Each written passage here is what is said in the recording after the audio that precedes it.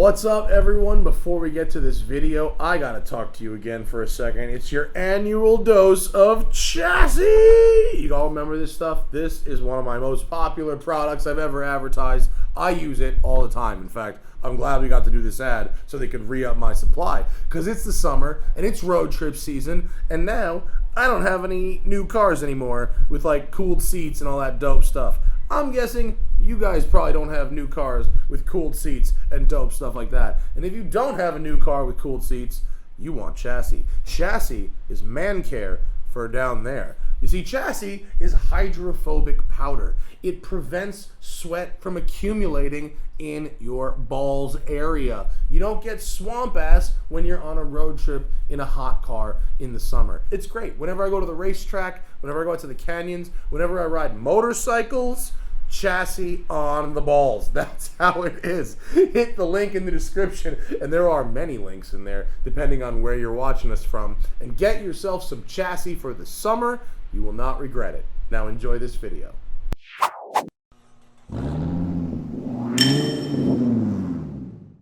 Morning, everybody. Welcome to the 2019 Ram 1500 Limited. Now, this is the part where you're going, Farah, what are you doing in a pickup truck? You don't do pickup trucks. And that's an excellent point. I pretty much don't do pickup trucks. But my wife, Hannah, was moving out of her San Francisco apartment because she has a job up there, and we were getting all her stuff out. I needed a truck, so I called up Fiat Chrysler, and I said, I hear that if you had to do 800 miles of highway driving, the Ram is probably the truck you want. And so I have now done 820 miles of driving in this. So, what is it? What's it about? What does it do? The 1500 is the half-ton Ram truck. It has the optional 5.7 liter Hemi V8, which in this case makes 394 horsepower and 410 pound-feet of torque. You can also get this truck with the base Pentastar V6, but if you want to do any towing, you probably want the V8. The V6 will tow like 2,500 pounds, but the V8 will tow like 12,000 pounds. So you can tow like a two-car race trailer with this thing. It's gigantic. It's gigantic. And I realize that someone in Texas is going to roll their eyes because they drive a 3500 dually long bed and they go, well, that ain't gigantic, brother. I want to show you gigantic. Okay. I live in the city. The city. This truck is gigantic. It is impossible to park. Not physically. I can turn the wheel and make it go into a space, but driving around and finding a spot for it is incredibly annoying. Much more annoying than any other car.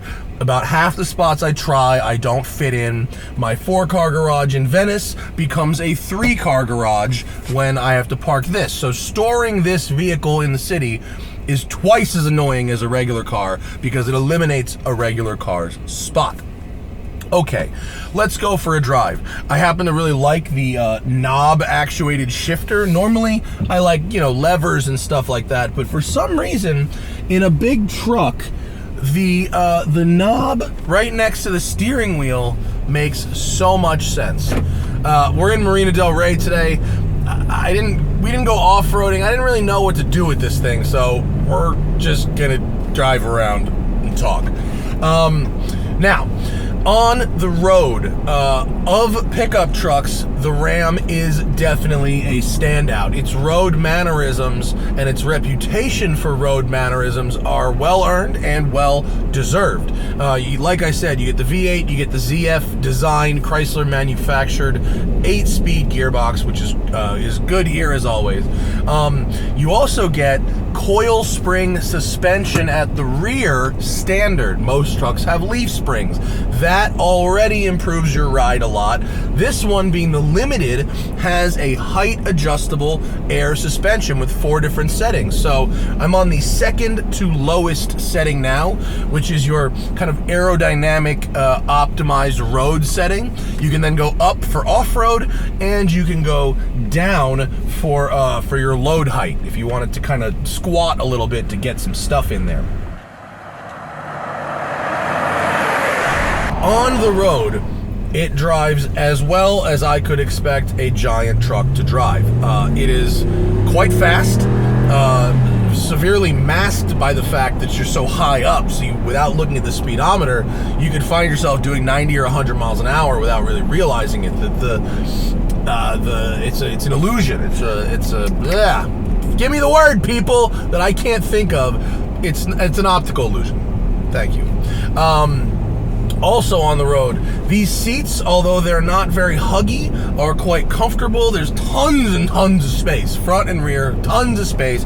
There's a crazy amount of storage space in this thing. We've got underarm things, door pockets, multiple door pockets, dual glove boxes. There's a ton of places to put stuff. In typical American XS fashion, there are 8 cup holders accessible from the front 2 seats.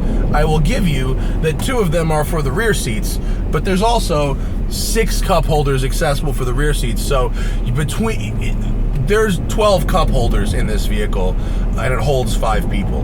Now I know the cup holder gets a bad rap because it does in fact hold things other than cups, but it's a lot of cup holders, people. It's not making America seem any less of a caricature, let me tell you. You get a monster panoramic sunroof in here. I actually haven't seen a panoramic sunroof in a truck before. Doesn't mean it doesn't exist, just means I haven't seen it, and it's quite lovely. You also get, of course, the power rear window, which I love. Get a good breeze coming through here. And there are a lot of features, options for connectivity, all of the things you want in a vehicle that you're pretty much going to be living out of, right? And if you're a contractor, a road warrior, the kind of person who I think ideally would suit this truck, the accessories are really going to make it for you. There are 2 USB ports in the front and 2 USB ports in the back, 2 USB-C ports in the front and 2 in the back. There's a 12 volt up here. There's a 110 outlet back there. And then those RAM boxes on the side, the side cargo boxes, which are lockable, those will hold like guns, shotguns. They will hold golf clubs, although not in a real normal size golf bag. They'll hold the golf clubs out of the bag, or they'll hold one of those like super light travel bags. They're not quite big enough for a normal golf bag, but there's a 110 outlet in there too, so you can run your tools off of the power in the RAM boxes. I really do like that. While we sit at this light, let's talk about Uconnect, which I can play around because we're stopped. Uconnect, in this truck is the best native system I've seen outside of Tesla. It uses a big vertical screen, almost like a big iPad, that has a very fast touchscreen response. It has buttons flanking it for the kind of controls you really want to have a button for. Your HVAC temp and your fan controls. You have your primary scroll knob for volume, and then your primary scroll knob for scrolling. And then the rest of it, your menu buttons are on the bottom for your different functions. It does have Carplay and Android Auto, which is good because it creates a split screen that I really like. So allows you to have, for instance, your Waze map going on the top half of the screen, and then your satellite radio or your music, which could come from a different source, mind you, on the bottom screen. Tesla still does this the best, but this is a pretty damn close second place, and coming from FCA, it's extremely impressive. Uconnect was good before. It was one of the better ones before, but now I think this is probably the best native system that I've used. The fact that it also comes with the optional Harman Kardon stereo, it sounds really nice, that's a bonus. What other features can we talk about? We've got rain sensing wipers, which work really well. We've got radar cruise control, which works pretty well, although it can be a little sluggish to respond. I do notice that there's a button on the steering wheel for both regular cruise and radar cruise. To me, that's weird. I don't know who would want regular cruise if the radar cruise is there, because radar cruise is regular cruise unless there's a car in front of you. What we're gonna do, some of you may remember kind of where we are right now. The only dirt road anywhere near where I live is right there. I drove my Safari 911 up it. Come on, go. Come on, you can do this. Oh boy. The only dirt road is right there, and so as soon as I can make a left, we're gonna go up it, and I'm gonna drive 100 yards on dirt to demonstrate the dirt capability. I said it was hard to park, and I mean that in terms of, let me clarify, it's hard to find a parking space. The actual act of parking is made much, much easier by the surround sound cameras, front camera and rear camera. They do a really nice job of helping me see what I need to see. And excuse me, people, I'm gonna go that way. Thank you. I know there's traffic, but we're going off-road. On the trail, I've raised the air suspension to maximum height. Wow, the rain has really overgrown this. And on the road, wow, the ride off-road, this is very, very good. Look at the traffic down there. Screw that. This is nice. It's really riding smoothly. I've got the 22-inch wheels on this, which are not ideal for off-road, but it's really not too jarring in the cabin. I'm really impressed with the ride. This thing is so big, though. So big and so wide. Yeah, why not? Can I make it through this? Yep. We're not using 4x4, by the way. We're still in. Obviously, I didn't think I need to say it, but you do get 4x4. You do get a low range. It is on the fly, and you just do it using these nice little buttons here, right next to the shifter. And yep, onward and upward, and we just drive off this. All right. Yeah, there we go. And now we'll just drop our suspension back down to the standard street ride height. Off-road, pass. That was a pass. That actually, the ride off-road, I hadn't done that before. That ride off-road was quite good. Impressive.